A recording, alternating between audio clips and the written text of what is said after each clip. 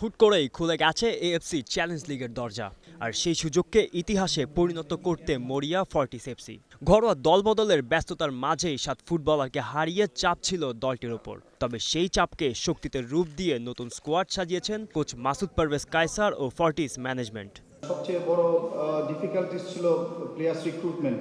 প্রায় 7 জন প্লেয়ার অন্য টিমে দলবদল করে নিয়েছিল, যার ফলে রিক্রুটমেন্টটা আমাদের জন্য রিয়েলি চ্যালেঞ্জ হিসেবে দাঁড়াইছিল। আমি কোনো অজুহাত দিতে চাই না, আমরা যতটুকু সময় পেয়েছি, যেই সহযোগিতা পেয়েছি, আমরা এখন রেডি কালকের ম্যাচের জন্য।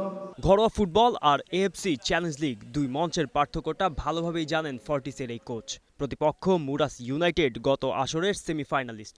গেলবার বাংলাদেশের মাটিতেই আবাহনীকে হারিয়ে নিজেদের শক্তির প্রমাণও দিয়েছে কিরগিজ ক্লাবটি। তাই প্রতিপক্ষ নিয়ে গভীর বিশ্লেষণেই প্রস্তুত হয়েছে ফর্টিস।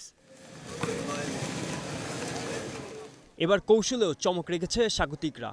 বসুন্ধরা কিংস এরেনায় ম্যাচটি হবে বিকেল ৩টায়। শ্রাবণের তপ্ত রোদে অনুশীলন করা বাংলাদেশের ফুটবলারদের অভ্যস্ততার বিপরীতে কিরগিজদের জন্য এই গরমই হতে পারে বড় চ্যালেঞ্জ।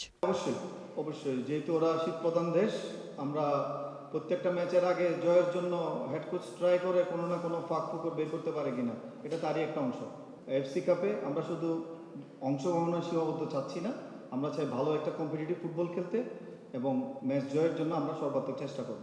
মুরাসও একেবারে নতুন দল নিয়ে বাংলাদেশে এসেছে। নতুন কোচের অধীনে স্কোয়াডে থাকা ১৩ ফুটবলার গত মৌসুমে বাংলাদেশে খেলেছেন। অর্থাৎ বাংলাদেশের আবহাওয়া ও ফুটবল সম্পর্কে তাদের রয়েছে অভিজ্ঞতা। This weather, we know it is difficult for us and for Forts too. I think so. He is a good team, plays a good football and controls the ball. তবু নিজেদের মাঠের সুবিধা কাজে লাগিয়ে গতবারের সেমিফাইনালিস্টকে থামাতে চায় ফর্টিস।